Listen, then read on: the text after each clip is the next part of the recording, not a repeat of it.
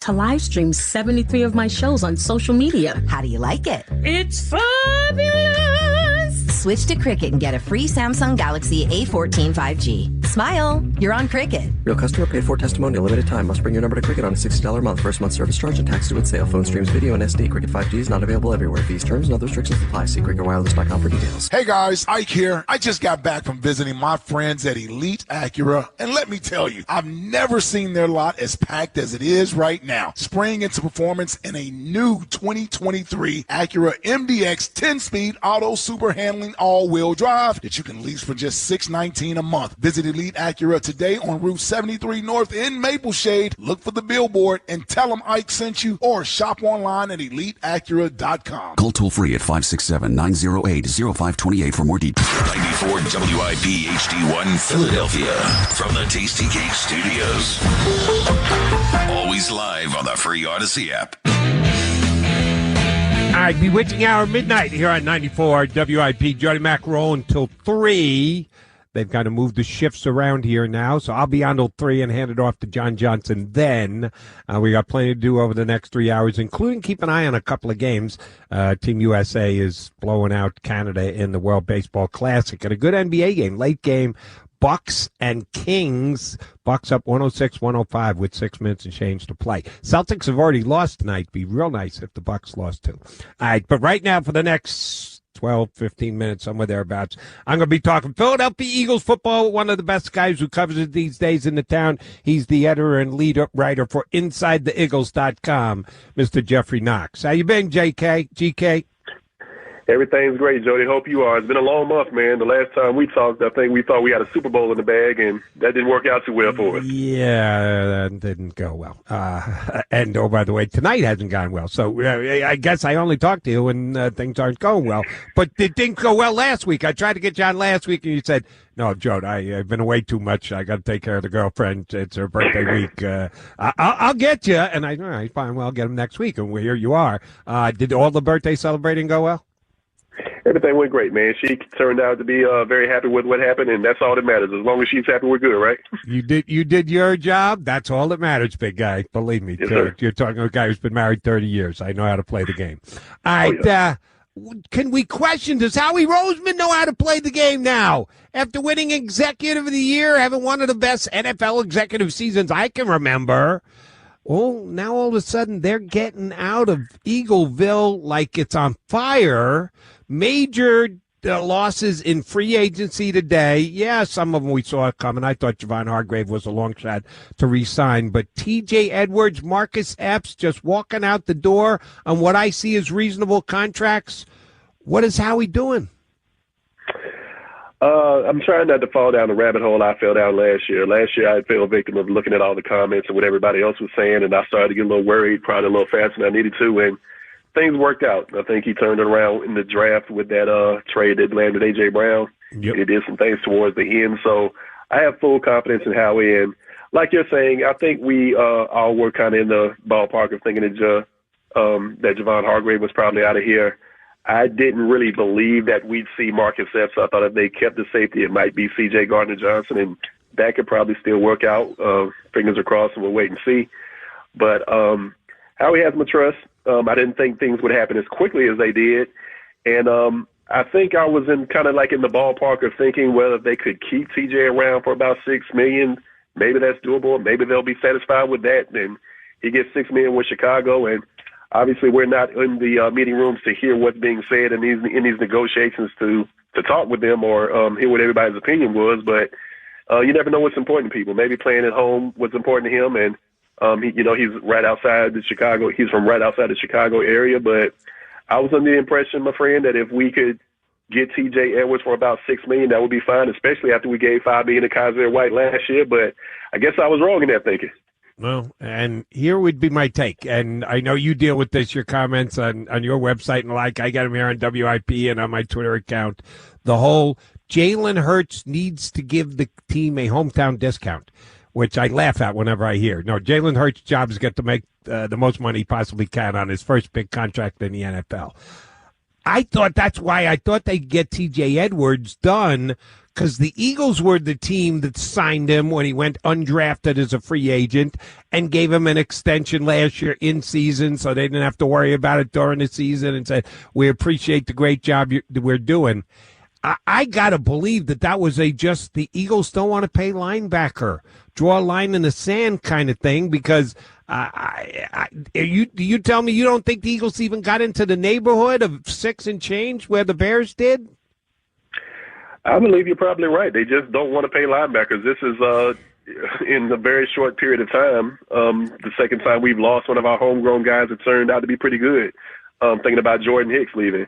I understood that at the time because we had the injury concerns with him and didn't know if he could stay sturdy and healthy, but he's been pretty much indestructible ever since.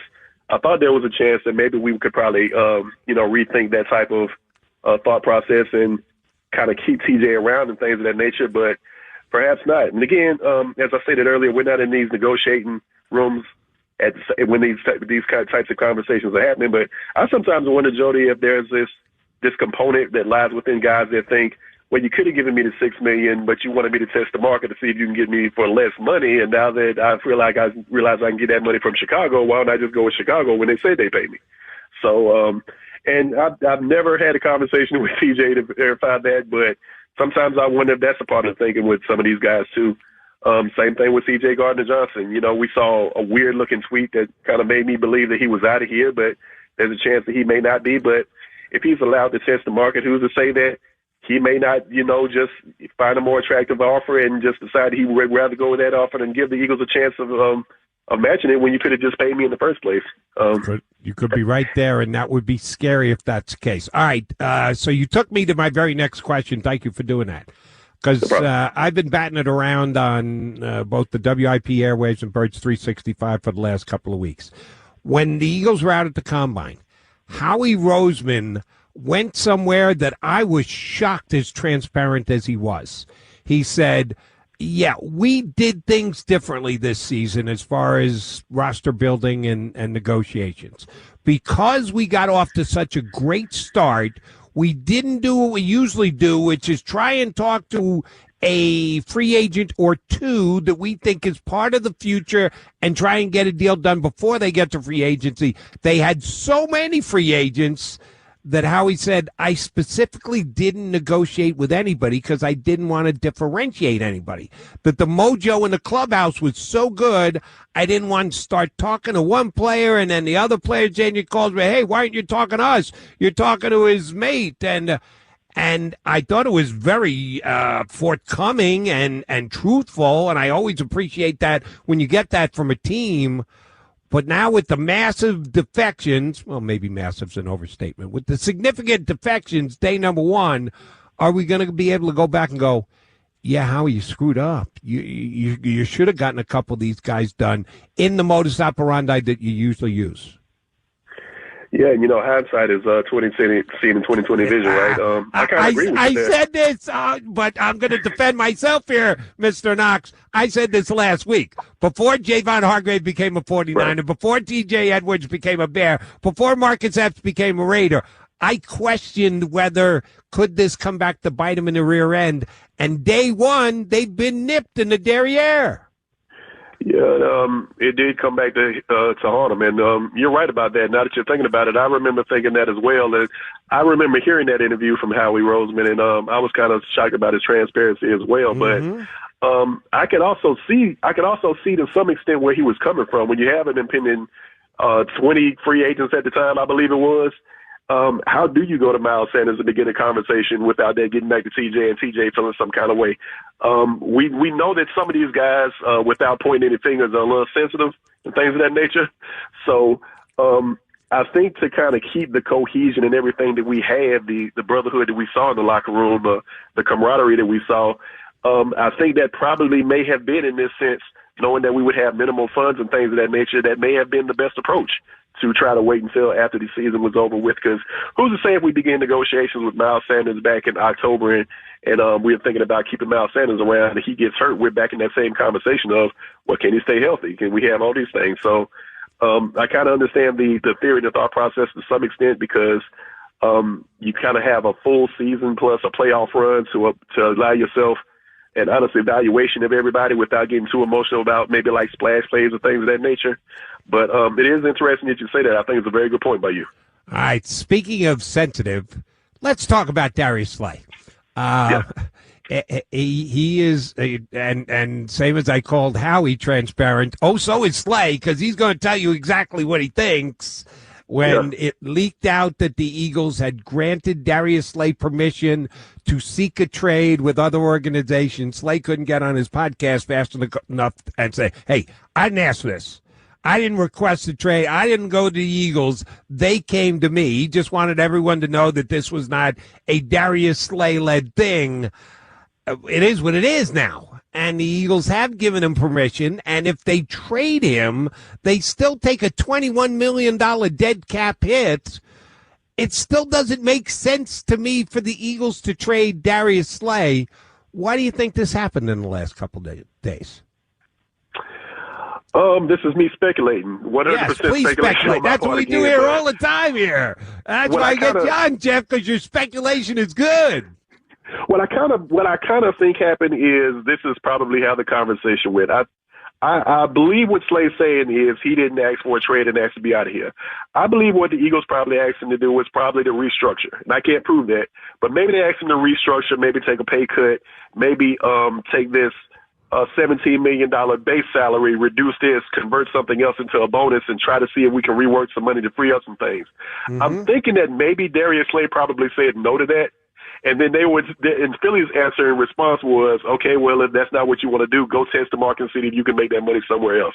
I can't prove that. Again, I'm not there for the conversations and things of that nature, but it kind of seems like that's kind of been some of the conversation. And since then, I believe Darius Slay wants to say, I believe when he says that he probably didn't ask for trade, but I believe in maybe what might have been his resistance to maybe dive headfirst into like a restructure or a pay cut or something of that nature. I think that was probably Philly's response to it.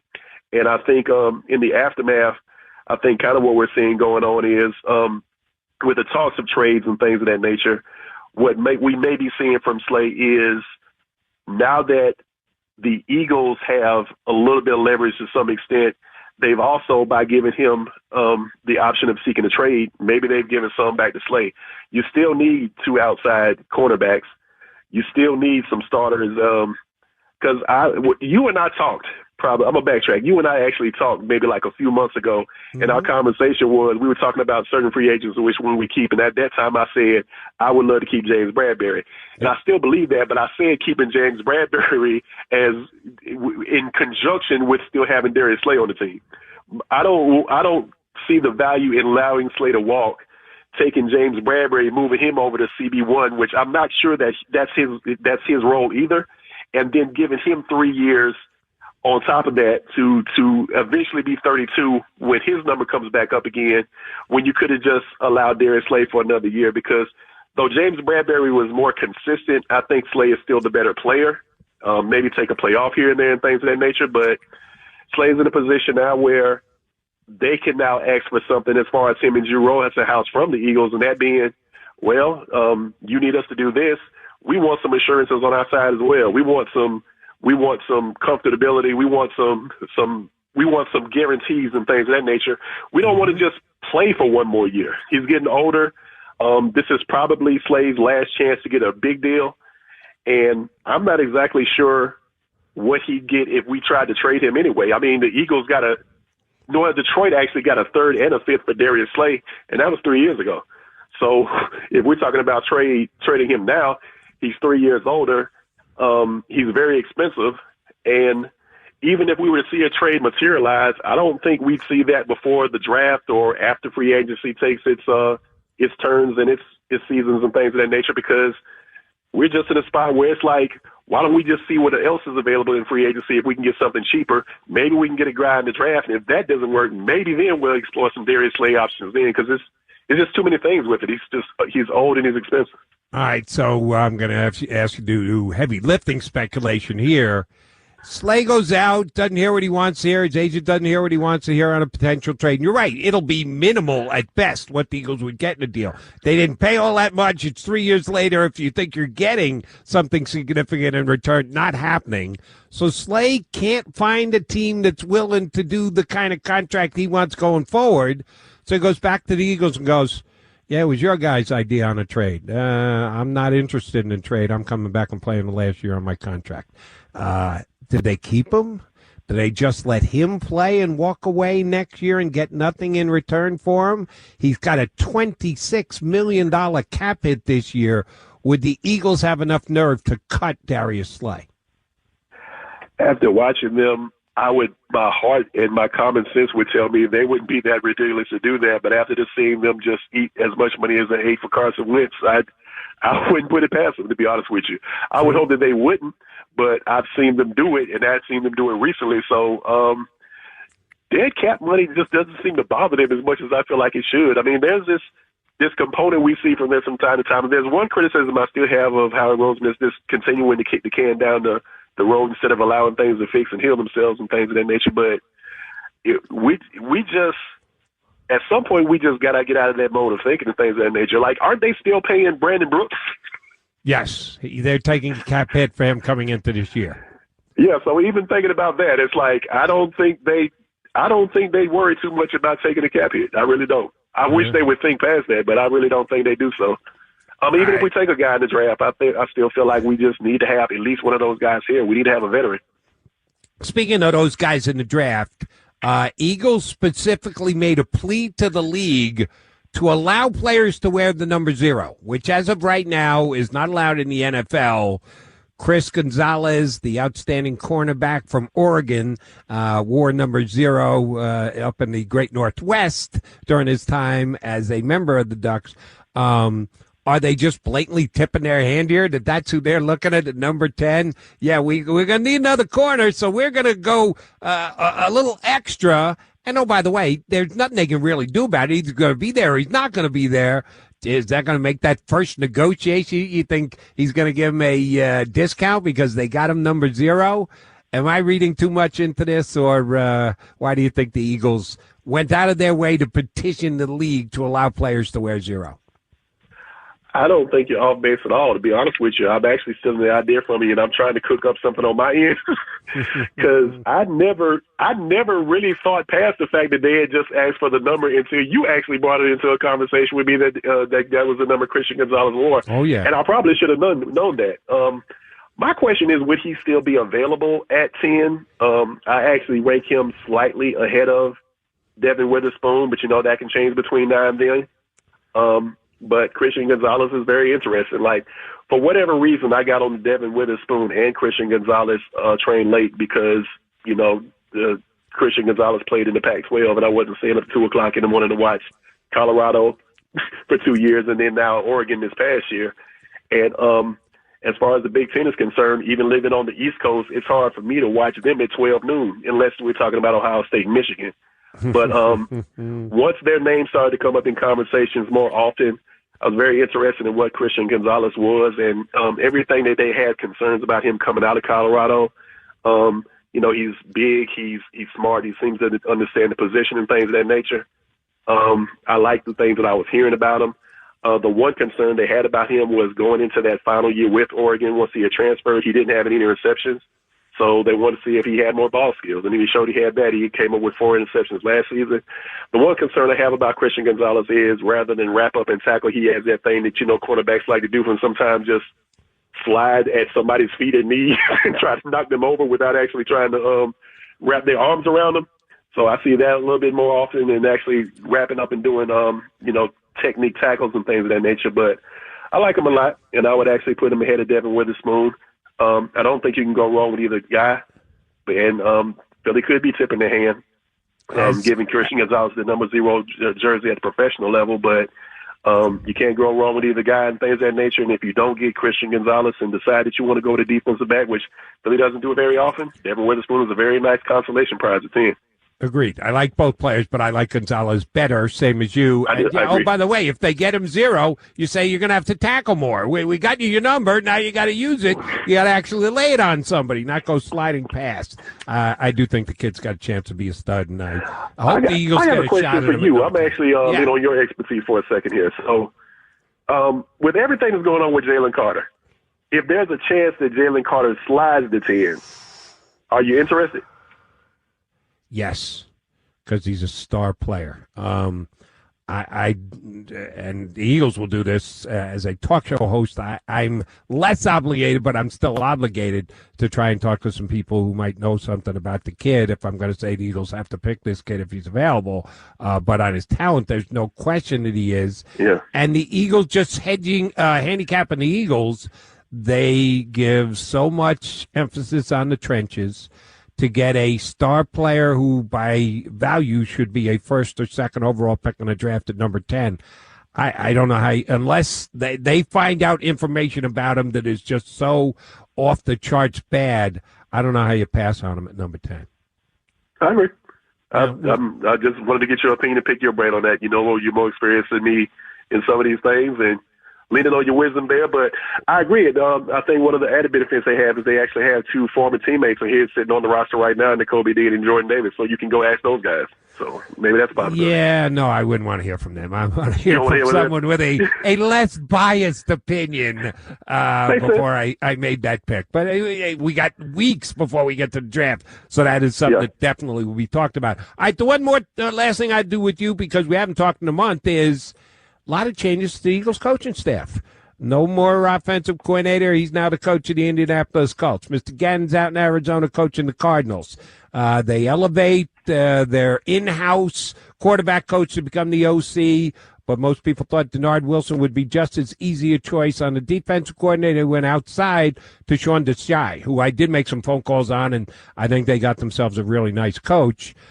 There's a lot of changes. There's going to be changes on the Eagles in personnel, but just as many in coaching. How big a hurdle is that for this team coming into the season? I like the transition of Brian Johnson from quarterback's coach to offensive coordinator.